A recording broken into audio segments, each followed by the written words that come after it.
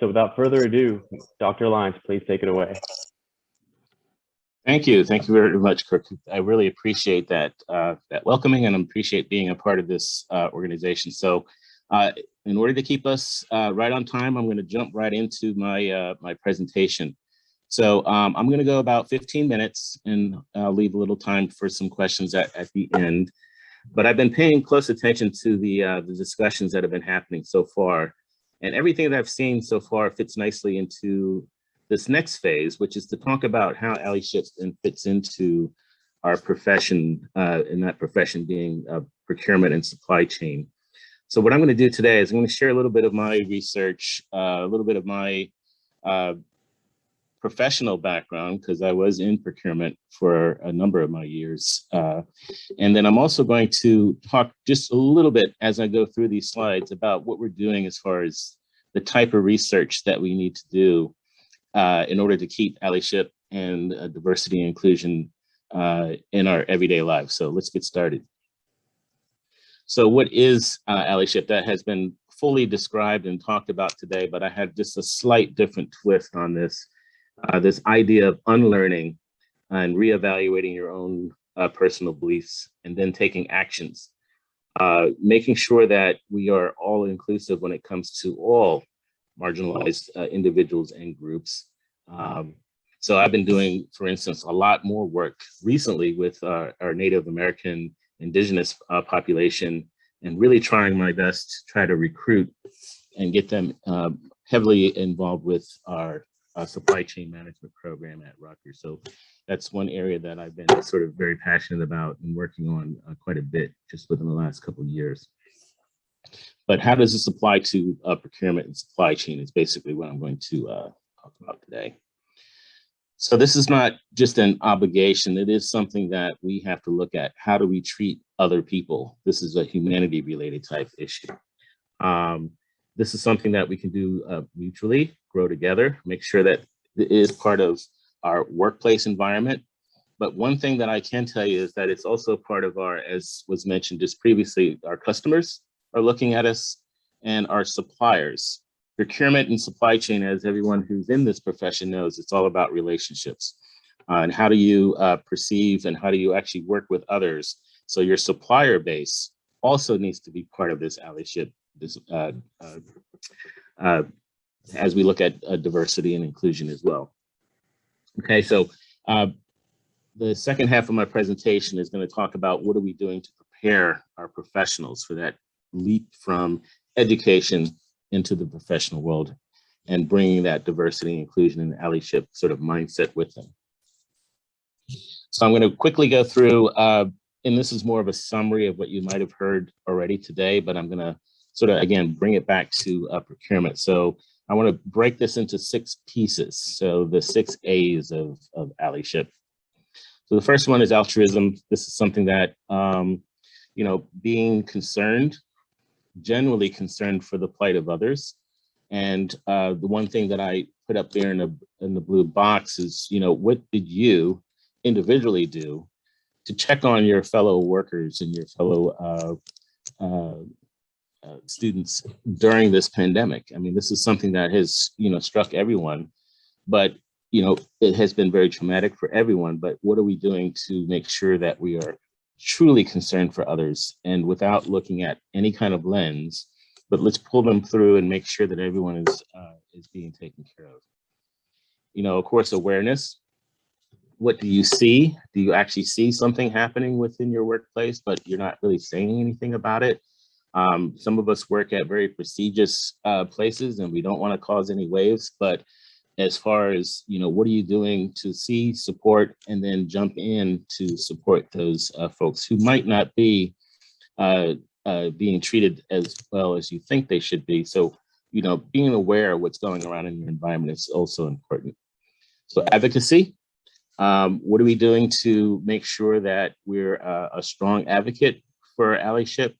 And what I've been doing, just to put a little research into it, I've been doing a significant number of purchasing disparity studies around the country. So this is a study of your purchasing disparity. So looking at your history of your patrons, of who you do business with, and then mapping out how you can move forward to be much more inclusive in your purchasing activities. So I've done that with cities, municipalities, counties, local authorities, entire states. So this is something that procurement and supply chain could lend. And then the other piece that I'm working on is this whole concept of sourcing locally, getting large corporate and institutional organizations like universities and hospitals to focus their supply chain within the communities that they actually sit in. So especially those that are in urban communities, like the project that we're working on in Newark, making sure that our sourcing is indicative or actually mirrors, who we are as procurement and supply chain professionals.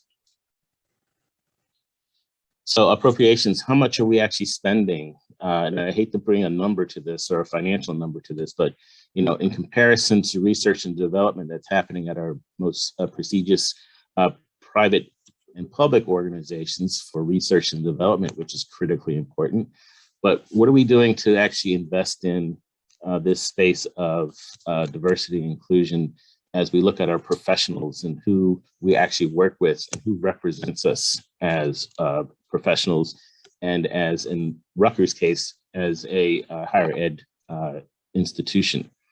So the future of supply chain workplace should be as diverse as who we're actually serving. So it doesn't make sense to me, and in my research actually bears this out, that who we work with and who we ally ourselves with and who we're actually helping doesn't look like the community that we actually sit in or the types of products and services that we're selling to that same community. So there should be some parity and should be some investment in making sure that we are doing this all the time, similar to our research and development.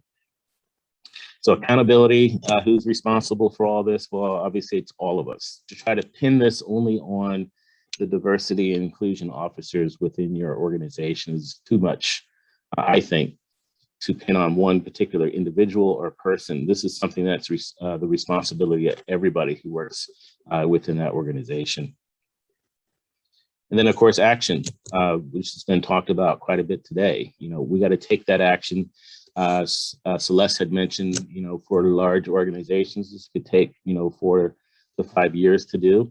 But there are incremental things that we can do individually if you look inside yourself that we can get started on what we've been discussing right now. So this is something that we need to work on, as it says, every day, and it doesn't happen overnight. And we need to be in it for the long haul. It has to become part of who we are and what we do professionally. So the future of supply chain in the workplace needs to be as diverse, as I said before, as the clients that we serve and the suppliers that we conduct business with. You've heard this in the previous panel about the workforce in itself being diverse, and that's called the diversity bonus. Basically, that means that you get more economic output, you get more productivity, you get more innovation of thought when you have a more diverse workplace. So supply chain needs all of that. Supply chain needs innovation. We need good thinkers. We need folks that can work well together. We need the relationships that need to be developed as we are talking about contracts. So this is very critically important that we focus on what's called the diversity bonus. So what are our CEOs and companies actually doing? This is something that we conduct research on all the time. 87% of CEOs say that they are focused on talent diversity and inclusion. So we need to keep an eye on that and make sure that they're holding true to that. 78% of large organizations state that they're actively trying to recruit more women and diverse candidates. So let's keep an eye on that. 80% of our organizations state that they've aligned their diversity and recruitment strategies. So again, let's keep an eye on that. This idea of saying that you're doing something and then following up with it within our profession, especially in procurement and supply chain, is critically important.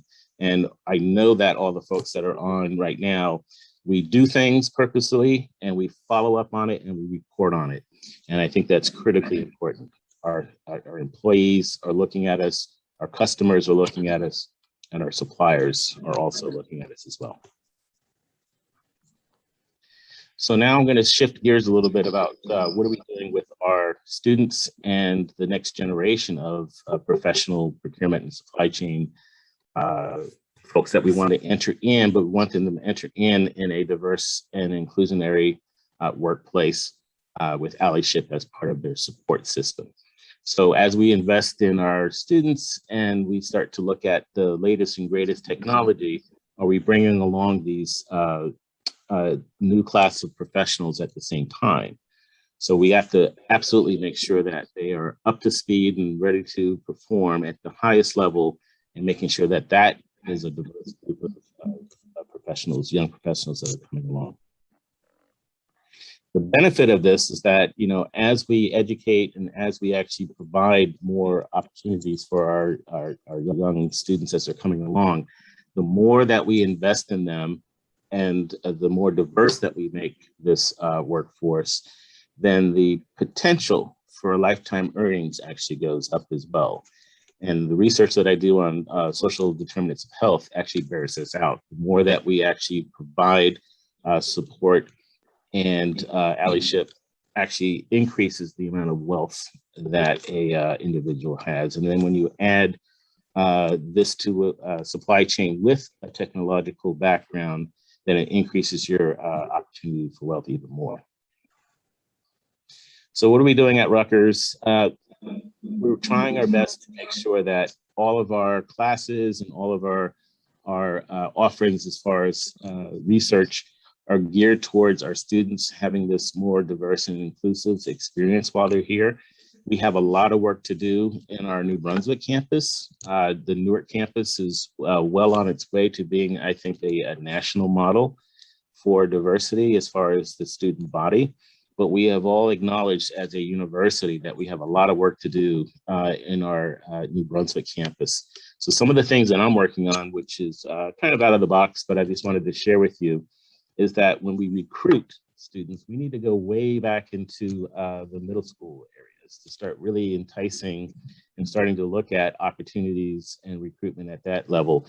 And something that I'm going to experiment with starting late this semester is developing a master class for families in urban areas where we want to recruit more diverse candidates into our field. So basically a master class that's geared at entire families rather than just focusing on the student themselves. I want to bring the entire neighborhood, in a sense, into our profession and show them that, you know, supply chain and procurement is a great place to be, and it's a diverse place to work, and that we will actually take care of you from the time that you decide that this is what you want to do all the way to the time when it's time for you to get a job. And that's why we have our corporate partners helping. And a lot of them are all represented in Discover right now, and then developing a lot more college or pre-college programs. So here are just a handful of them. A lot of pre-college programs going out into the urban communities and trying to recruit. We have a summertime supply chain management program for pre-high schoolers. So we actually bring them on campus and get them exposed to our profession before they even know what supply chain actually is. And then once they're on campus, the B-Star program has been established to take care of them from the time they get on campus until they actually graduate and go into the workforce.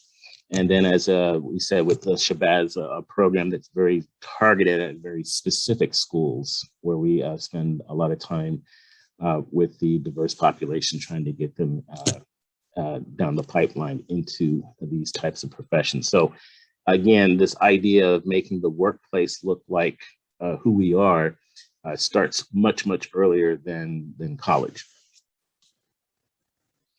And then the other thing is that making sure that we really speak this through all of our classes, making it mandatory that we talk about, and then we instruct the ideas of diversity, inclusion, social justice, equity, and corporate social responsibility, and bringing our corporate partners on campus to actually talk to our students about the culture and the nature of allyship in their organizations, so they hear this on a constant drumbeat that this is not something that is sort of a bolt-on to what we do, but it is part of who we are. And as educators, we have to make sure that as soon as those students come through our doors, that we're actually bringing them into this concept of allyship from day one. So this has to be meaningful. We have to conversations about this. And as I said, there are some particular areas of challenge that we have in our New Brunswick campus. And I've listed a handful of them with our Hispanic population, Black Americans, African Americans, and also our Native Americans as well. So my last slide is, the best way to predict the future of supply chain workplace is to make sure that it's diverse and that it's built on the back of allyship. So I'm going to stop there, and hopefully we have a couple questions. Thank you. Thank you very much, Dr. Lyons. So I was just, it's a riveting presentation, and there were a few notes that I took down too. I think firstly, the 6 A's, I think it perfectly encapsulates the entire push towards diversity and the benefits of it and what we can really achieve with just conducting those 6 A's. And I think secondly, we talk about how everyone is looking now, and not everyone's looking just for a box to check. We've talked about, and you've shown the numbers behind what the benefits are of having a more diverse workforce, whether it be in profitability or productivity. We've seen the benefits of having a diverse workforce. And I think it definitely needs to be pushed, and it's something that we can see being changed, but needs to be a continuous process. And then lastly, the master class that we're working on, it sounds like a great program, and I definitely would love to hear more about that. And if you could please, let everyone know once that class is up and running, I think it'd be great to promote and just talk more about, so then we all can get involved. Sounds good. Yeah, everything that you mentioned is something that all of it critically important, but I think I'm taking the same approach as, in athletes when they go out and recruit, for players, they try to recruit the whole family. Well, I said, why aren't we doing that? We want to make sure that folks know about procurement. It sounds weird to some folks. What is procurement or what is supply chain? But you know what? I'm going to go in and I'm going to educate the entire family about this. And then I'm going to take care of your child from the time I start this conversation with you to the time that we bring him into the workforce. Perfect. And we actually have a question here, and it's a pretty interesting question. It goes along the lines of how can young new professionals be more involved and promote diversity in the workplace?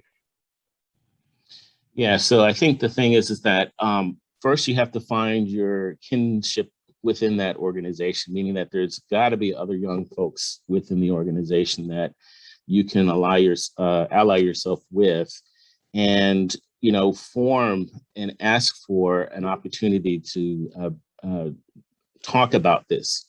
I don't think that's something that your organization is going to say, oh, we don't talk about that. At least they wouldn't say that out loud.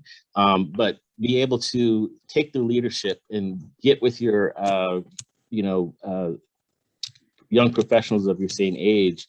And I've seen this happen in my area, which is in greening and sustainability, where they say, hey, we're going to form our own, green council within this corporation and company, and we want to take this serious. The same thing can happen for this. So find your kindred spirits, get together, meet, talk about it, and then expand your group to include some of that middle management and then the upper management. And so act like a leader, but be a leader. And I think everyone will follow. Sure. And that question actually was from Andrea, so thank you to her. The next question actually is from me personally. In the last 10 years, you've probably seen a huge shift in dynamic in regards to what people think about diversity. Where do you see this change happening in the next 10 years? So in the next 10 years, I think if we have a huge push to look at the leadership, so leadership has to also be a mirror image of diversity as well. We see that it talked about in the area of sports, and I think that they've been hit kind of hard within the last few years. So you're going to see a lot of changes in that industry. Same thing in the business world. The leadership at the very, very top in the C-suite needs to start to look a lot like what we're talking about today. So I'm seeing a huge shift in that within the next decade. I've been sort of following this, and as I start to do a lot more of these disparity studies within organizations, both public and private, I'm slowly starting to see that shift towards, the leadership looking more diverse, and therefore the recruitment, the HR organizations are starting to become more proactive in outreach. So I think within the next 10 years, we will start to get a lot more. It is something that folks are openly and freely able to talk about.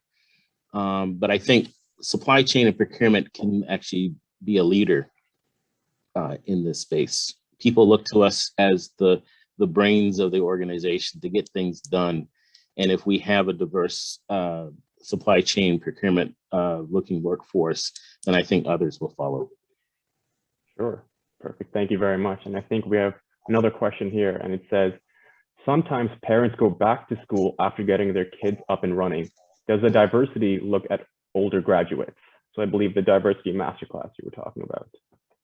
Oh yeah, absolutely. I think the wisdom that comes with adults re-entering into the workforce is something that we want to pull in. And that would be something that I would actually make a priority, that diversity and inclusion is on their mindset. So they have had a history of a variety of different types of workplaces. They've had different organizations that they've worked with. They've seen what's worked, what doesn't work.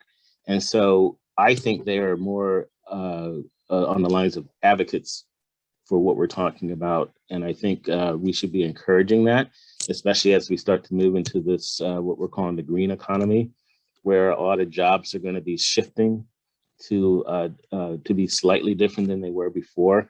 So having some of that talent coming back into the workforce, I think is a good thing. Thank you very much. And I think this can be one of our last questions. So it says, you mentioned that Rutgers is working towards a more diverse student body. Can you tell us some of the steps the university is taking for this to happen in the future? Yeah, so actually this is a good story. We have probably one of the best admissions group, I think, in our higher education.